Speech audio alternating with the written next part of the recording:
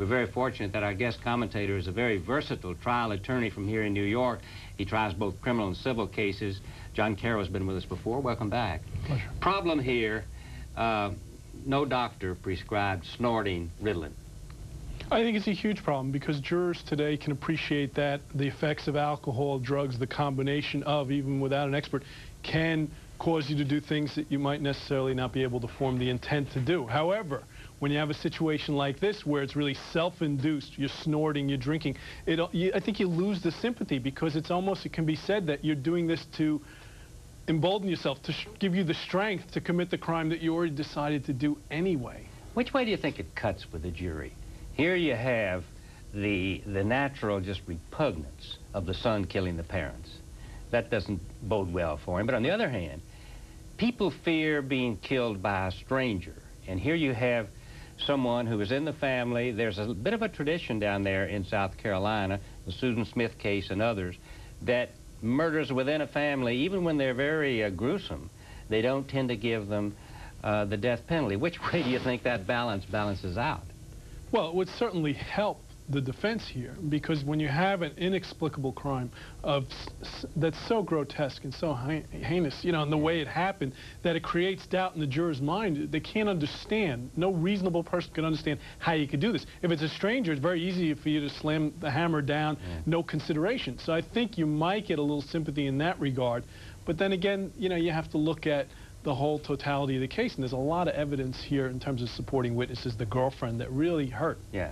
I want to go back to that later. What we're going to do is take a break now, and then we'll come back and continue with our coverage.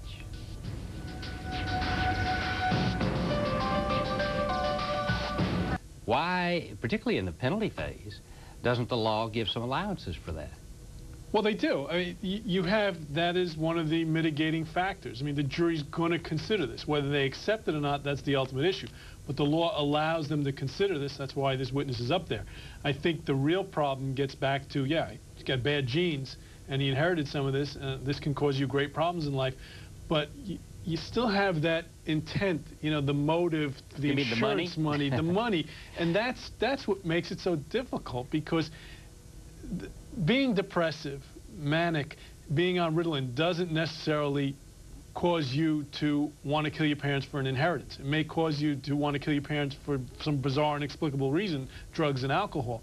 But I think that's the real problem here. But the jury can consider this, and that's why it's out there, as a mitigating factor to go for life instead of death. So if Dr. Morton could stand there with his chart, and there'd been no testimony about any reason, no one had any idea, suddenly he kills his parents, might be kind of persuasive. Well, you might not have been convicted of murder in the first place. You know, that wasn't accepted in part on the other phase of this trial because you had the alternative, the intent and the money issue. But if you only have an inexplicable crime, those are the situations where people have a shot of being found not guilty by reason of diminished capacity, insanity, we used to call, you know, those different reasons. But in South Carolina, the defendant only has to get one of those 12 jurors. If he can get one of them to say, I'm not going to do it, I'm not going to order this young man to be executed, I'm holding out for life in prison, he escapes the death penalty.